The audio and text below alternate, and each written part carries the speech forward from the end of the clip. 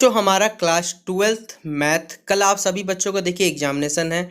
आज की इस वीडियो में मैं आप सभी बच्चों को टर्म 2 का देखिए जितना भी इंपॉर्टेंट क्वेश्चन है, चाहे लॉन्ग हो चाहे शॉर्ट हो, चाहे 2 नंबर सवाल हो 1 नंबर सवाल, जो भी आपके मन में डाउट है वो सारे के सारे मैं आपको इस वीडियो के माध्यम से क्लियर कर दूंगा। सभी का आंसर आपको इस वीडियो के माध्यम से भी मिल जाएगा। ठीक है, तो आप सभी बच्चे वीडियो के लास्ट तक जरूर बने रहिएगा। वीडियो पसंद आने पे आपको आपका काम पता है कि वीडियो को अपने दोस्तों को शेयर कर देना है। ठीक है, तो चलिए वक्त को बिना बर्बाद के वीडियो को हम लोग शुरू करते हैं।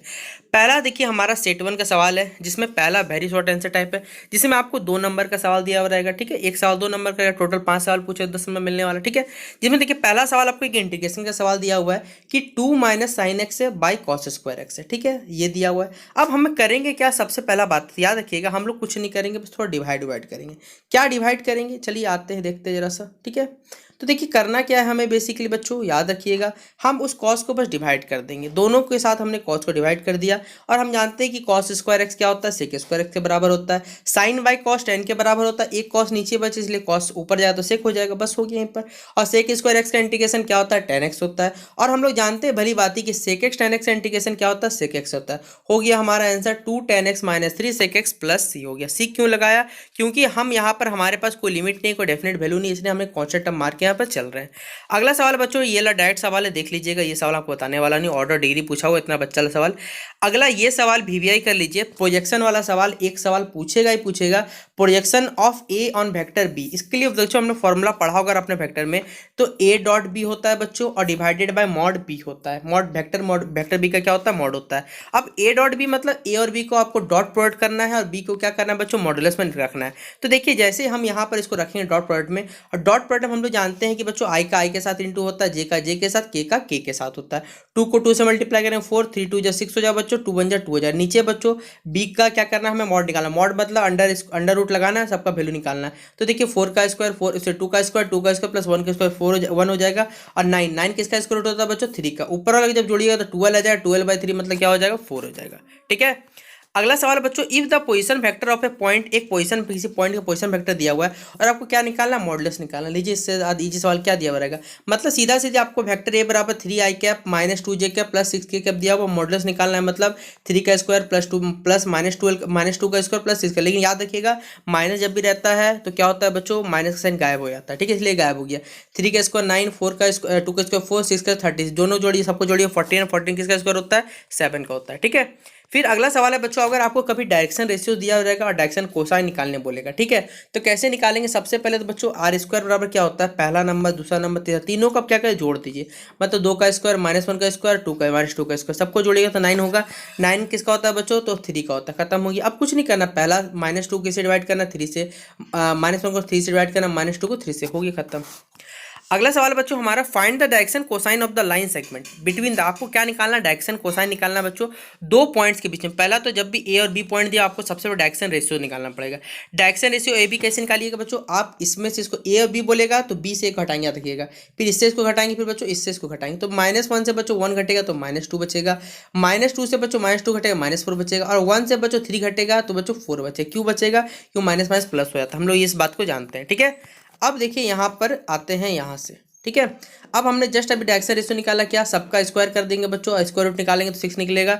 आप जितना भी नंबर दिया उसको 6 से डिवाइड कर दें, -2/6 -4/6 और 4/6 आंसर आ गया। खत्म हो गया सवाल यहीं पर। तो फिर अगला सवाल बच्चों हमसे पूछा हुआ है, प्रोबेबिलिटी का सवाल दिया हुआ है कि पी ए का वैल्यू दिया हुआ है, पी बी का दिया हुआ है, और पी ए इंटरसेक्शन बी का दिया हुआ है। ठीक है, हमें क्या निकालना है, पी ए बाई बी निकालना है और बी बाई ए निकालना है। ठीक है, तो हम लोग जानते हैं बच्चों पी ए बाई बी का फॉर्मूला क्या होता है, P intersection B by P B होता है। देखिए सब कुछ वैल्यू दिया हुआ 4/13 और 9/3 कट के बच्चों 4/9 बच गया, हो गया। अगला सवाल बोला हुआ हमें पी बी बाई ए बोला है, मतलब पी इंटरसेक्शन बी ऊपर रहेगा, ए कहाँ रहेगा, नीचे रहेगा। काटेंगे तो बच्चों आंसर 4/7 होगा, सवाल खत्म।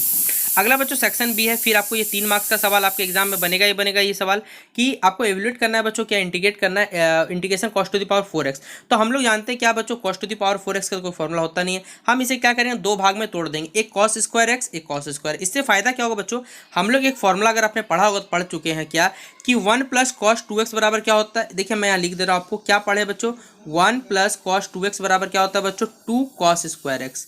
ठीक है, क्या होता है, 2 cos स्क्वायर x। तो बच्चों हमने पढ़ा था बच्चों क्या, कि 1 + cos 2x बराबर क्या होता है बच्चों, आपने पढ़ा होगा फॉर्मूला कि 1 + cos 2x बराबर क्या होता है बच्चों, 2 cos स्क्वायर एक्स होता है, ठीक है। ये फॉर्मूला, अब इसी फॉर्मूला को देखिए, 2 यहाँ ऊपर है बच्चों, 2 कहाँ चल जाएगा, नीचे चल जाएगा, और इसी फॉर्मूले को देखिए यहाँ पर लिखा हुआ आपके सामने। तो बस आपको फॉर्मूले को बस गौर करना है। क्या हम इसे बच्चों ऐसा लिख सकते हैं? तो बोलिए सर कोई हमें दिक्कत नहीं, आप ऐसा लिखिए चाहे कुछ भी लिखिएगा। तो देखिए आप बताइए, यहाँ पर पहले बात ये 2 नीचे होगा, मैं बता देता, ये 2 नीचे लिखा हुआ है, cos 2x होने वाला है, हमें इसका स्क्वायर रूट करना है। आप बताइए जरा सा, अगर आपने कभी बचपन में नहीं पढ़ा क्या a प्लस बी का होल स्क्वायर क्या होता है, तो बोलिए हाँ सर एकदम पढ़ा है। क्या होता है? a स्क्वायर होता है बच्चों, प्लस बी स्क्वायर होता है, प्लस 2ab होता है। ये हमने चीज़ पढ़ के रखा हुआ। अब बताइए क्या ये 1/4 यहीं रहेगा, क्योंकि बच्चों ये बाहर रखा हुआ है, ठीक है। और 1 का स्क्वायर 1 होता है, cos स्क्वायर 2x हो जाएगा बच्चों, यहाँ 2 cos, कोई दिक्कत है, 2 cos स्क्वायर 2x होगा पहला बात।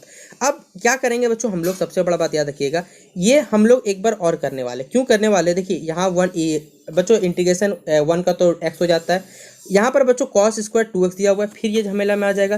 क्यों? क्योंकि cos स्क्वायर का कोई फॉर्मूला नहीं होता। हम क्या करेंगे इसे 1 प्लस cos 4x, क्योंकि बच्चों जितना भी 4x रहता है उसका जब स्क्वायर हो जाता है बच्चों वो आधा हो जाता है, इसलिए हमने ये फॉर्मूला लगा दिया। यहाँ cos का बच्चों इंटीग्रेशन क्या होता है, sin 2x होता है, और 2 कहाँ जाता है, नीचे आ जाता है। यहाँ सिंपली 1 है, 1 का क्या हो जाएगा बच्चों, x हो जाएगा। यहाँ तक तो आपका चलिए काम हो जाएगा, ठीक है। अब बच्चों इधर देखिए जरा सा कि ये x हो जाएगा, ये 1/2 हो जाएगा, फिर dx का बच्चों क्या होता है, x हो जाएगा, cos 4x का बच्चों क्या हो जाएगा, sin 4x हो जाएगा, sin 2x तो बच्चों हमारा इंटीग्रेट हो चुका था पहले बार। अब इस 1/4 का बच्चों हम लोग सबसे क्या करते हैं, इंटू कर देंगे, तो यहाँ 1/8 हो जाएगा, और इसका इंटीग्रेट करेंगे तो बच्चों x बनेगा, इसलिए x/8 हो गया। cos 4x का बच्चों sin 4x होता है, 4 नीचे आएगा, बाहर से 8 इंटू होगा तो बच्चों 32 हो गया। क्या ये इंटीग्रेशन ऑप्शन नहीं आएगा? हो गया, सवाल खत्म। कोई सवाल देखिए हार्ड नहीं है, बस आपको थोड़ा सा दिमाग खुद तो कॉन्सेप्ट क्लियर रखे तब ना बना पाइए आप लोग। अगला सवाल है बच्चों हमारा, integration x sine inverse divided by root under 1 minus x square. तो हम लोग क्या करते हैं बच्चों, इसको 2 भाग में बांट लेते हैं। अब जैसे 2 भाग में बच्चों इसको मानेंगे, इसको i मानेंगे, इसको बच्चों क्या मान लेंगे, second function, first function second. क्यों माना? क्योंकि बच्चों हमने आइलेट पढ़ा तो आइलेट में बच्चों जानते हैं सबसे पहले इनवर्स फंक्शन आता है, इसलिए ये फर्स्ट होगा। ये क्या होगा बच्चों, हमारा एक अलजेब्रिक फंक्शन है, इसलिए हम इसे सेकंड टर्म मान लेते हैं। कोई दिक्कत है यहाँ पर? तो आप बोलिए ठीक है सर, यहाँ तक तो चलिए ठीक है। अब हम क्या करेंगे बच्चों, यहाँ पर root 1 minus x square T मान लेंगे, जिससे क्या होगा, dt बराबर 2x dt आएगा, लेकिन साइन किस चीज के लग जाएगा बच्चों, माइनस का लगेगा। अब देखिए ये माइनस हमने यहाँ बाहर निकाल दिया, 2 कहाँ गया बच्चों, नीचे आ गया, और 1/√t। अब जस्ट बताइए, आपने कभी पढ़ा होगा इंटीग्रेशन में कि t टू द पावर को नीचे रहता है, ऊपर जाता है तो माइनस हो जाता है। और बच्चों जस्ट हमने पढ़ के रखा हुआ है कि t टू द पावर बच्चों -t का क्या होता है, √t हो जाता है, सिर्फ √t होता है। अब बताइए √t की जगह क्या हमने रूट अंडर 1 माइनस एक्स लिख दिया, तो कोई दिक्कत? बोले सर कोई दिक्कत नहीं। अब देखिए यही बात यहाँ पर आ जाती है कि ये वाला क्वेश्चन था हमारा बच्चों, हम क्या इसे ऐसा लिख सकते हैं? तो आप बोलिएगा सर एकदम नहीं, हमें क्या दिक्कत है, क्यों लिखा आप बोलिएगा सर? तो फर्स्ट रखते हैं, सेकंड का इंटीग्रेशन करते हैं। ये बात याद है कि आइलेट में क्या करते हैं, पहला रखते हैं, दूसरा का इंटीग्रेशन करते हैं, दूसरा रखते हैं, फिर क्या करते हैं बच्चों, उसी पे ये चीज़ देखिए आएगा, यहाँ पर सॉल्व कर लीजिएगा बस। देखिए आइलेट तो आपको आना ही पड़ेगा, एक आइलेट का सवाल आपके पास आएगा ही आएगा, फिक्स रख लीजिए, एक होमोजेनियस इक्वेशन सवाल भिड़ेगा ही भिड़ेगा। अगला सवाल है बच्चों हमारा, लिमिट का एक सवाल दिया हुआ बच्चों कि 1 to 2 दिया हुआ है, 1/x दिया हुआ है, डिवाइडेड बाय सॉरी बच्चों -1/2 एक्स स्क्वायर, और बगल में क्या है बच्चों, e⁻2x है। तो हम क्या करेंगे, कुछ एक्स्ट्रा काम नहीं करने वाला बच्चों, t बराबर 2x माने, इससे क्या होगा, dt करिएगा तो बच्चों 2dx आ जाएगा, ये dx नीचे आ जाए तो 2 हो जाएगा, और dt/2 को बच्चों ये लिख देंगे। अब क्या होगा, देखिए यहाँ पर हमारा बच्चों ये रखा हुआ है i बराबर 2 से 4 लिमिट हो जाएगा, ठीक है। क्यों लिमिट 4 हो गया, क्योंकि जब हम बच्चों क्या रखेंगे, x की जगह पर जब हम लोग 1 रखेंगे तो यहाँ 2 मिलेगा, 2 रखेंगे तो बच्चों 4 मिलेगा, इसलिए हमने यहाँ पर वैल्यू पूछे, क्योंकि जब भी पुट करने वाला सवाल बनाइए तब पता चलेगा। देखिए आप इसको सॉल्व करिएगा, ठीक है, रुक जाइए।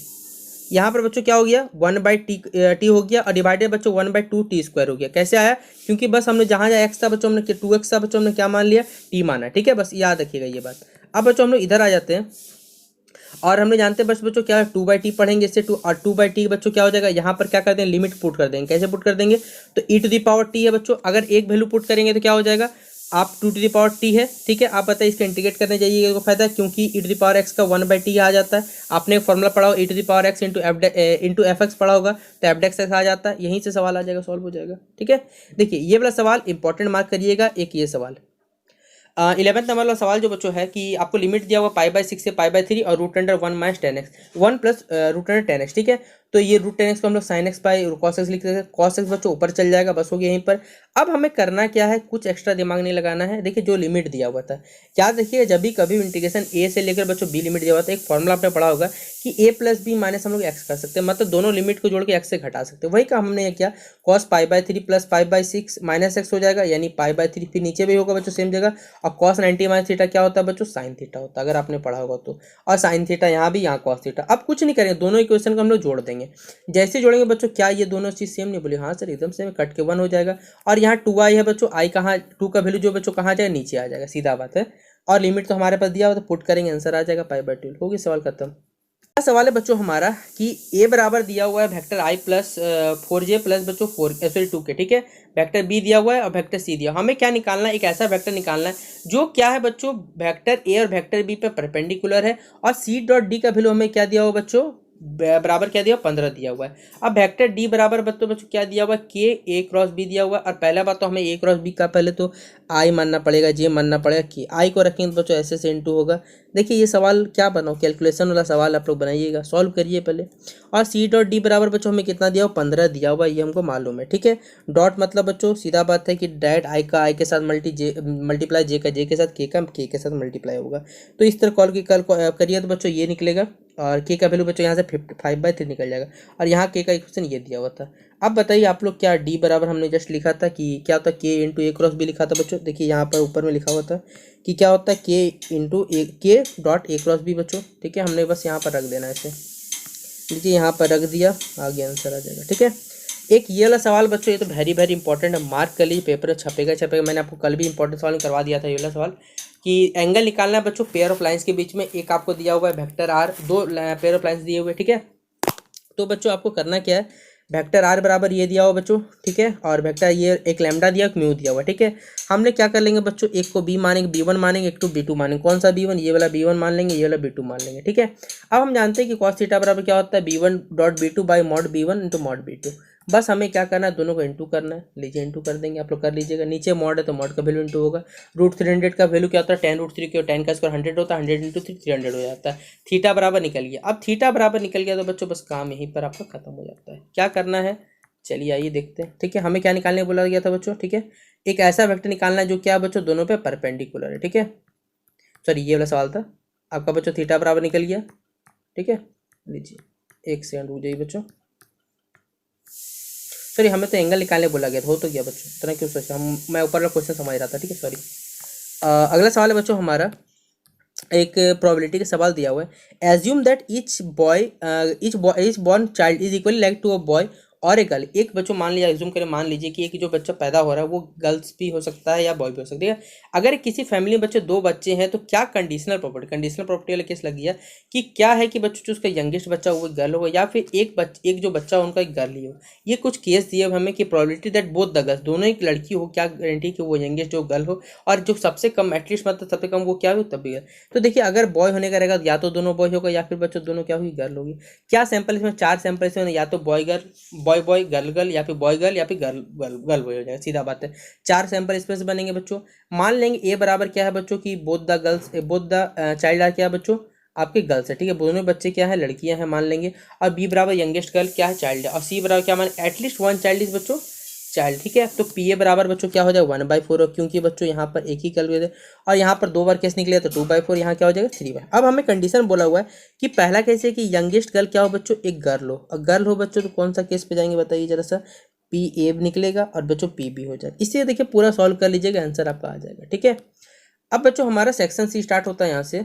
देखिए बच्चों ये हमारा सेक्शन सी है। सेक्शन सी ये पार्शियल फ्रैक्शन वाला सवाल है, ठीक है, कि इंटीग्रेशन आपको दिया हुआ है और ये पार्शियल फ्रैक्शन के मेथड सॉल्व करना पड़ेगा। हम लोग जानते हैं, देखिए जब भी कभी भी स्क्वायर रहता है तो हमें बच्चों एक स्टेप ज़्यादा चलना है। देखिए यहाँ x+2 है, x² + 1 है, तो यहाँ पर पहला बात तो बच्चों ये सवाल में थोड़ी सी गलती मुझे नज़र आ रही है कि यहाँ पर x+1 का होल स्क्वायर माना हो, यहाँ x+2 माना हो। सॉरी बच्चों ये सवाल ही गलत है, यहाँ पर x+1 हो, ठीक है। तो हम लोग क्या करते हैं बच्चों, x+1 को 2 बार लिख देते हैं, एक बार होल स्क्वायर और नॉर्मल लिखते हैं और x+2 को लिख देते हैं। अब क्या करें, नीचे एलसीएम करेंगे तो बच्चों यहाँ पर देखिए इसका x+1 है, इसके पास किसी कमी x+1 की और x+2 की, तो ये लोग यहाँ आ जाएंगे। यहाँ पर x+1 2 बार, इसको कोई जरूरत नहीं, इसको x+2 को जरूरत है, इसको x+1 का स्क्वायर का जरूरत है। और ऊपर बच्चों यहाँ क्या है x² + 1। जैसे बच्चों x का वैल्यू -2 पुट करेंगे, जॉइंट 2 पुट 0 पुट करेंगे तो हमको a b c का बच्चों वैल्यू मिल जाए। अब कुछ नहीं, यहाँ पर हम लोग वैल्यू यहाँ पर क्या करते हैं, रख देते हैं। बस वैल्यू को सही से रखिएगा, ठीक है।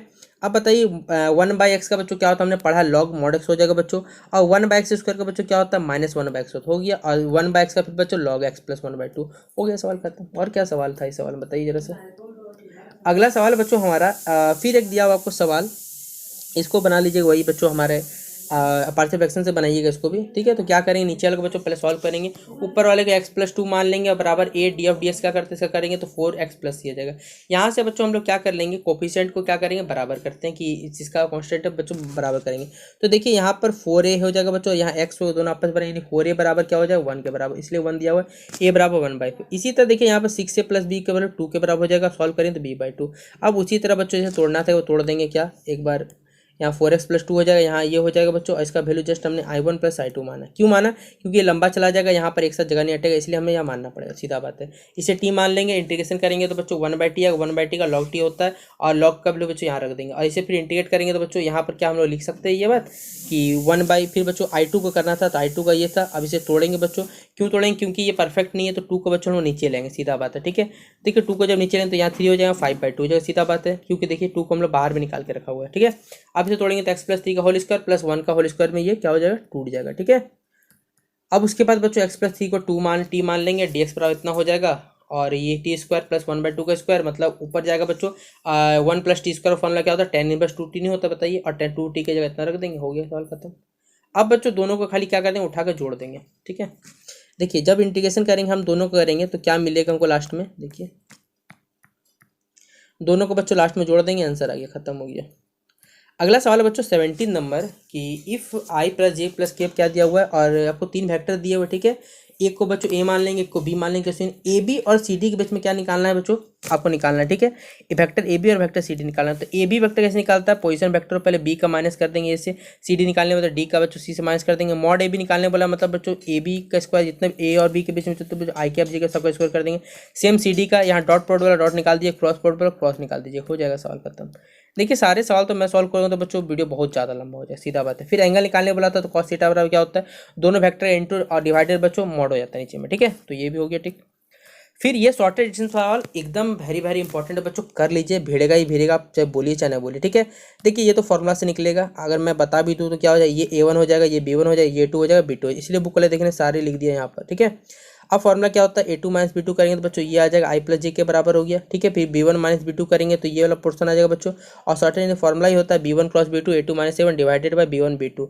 जैसे सॉल्व करेंगे बच्चों आंसर क्या आ जाएगा, 0। शॉर्टेज है बीच में, दोनों के बीच में बच्चों क्या है, 0 है, ठीक है।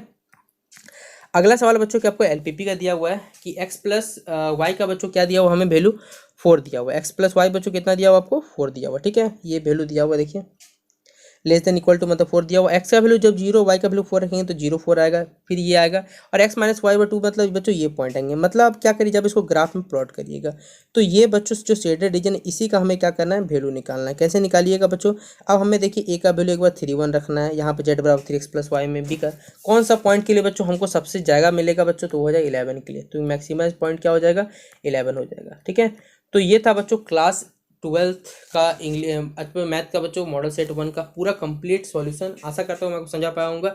इसी तरह देखिए अगले लेक्चर में आपको पूरा इंपॉर्टेंट टिक करूँगा, क्योंकि सॉल्व करने जाऊँगा तो बच्चों आप सभी बच्चों का समय बर्बाद होगा, ठीक है। क्योंकि देखिए एक क्वेश्चन बनाने में कितना समय लग जाता है, कितना समय नहीं लगता, ठीक है। तो फिलहाल अगर आपको ये वीडियो पसंद आता है तो वीडियो को अपने दोस्तों को लाइक और शेयर कर दीजिएगा, ठीक है। तो चलिए मिलते हैं अपने अगले वीडियो में।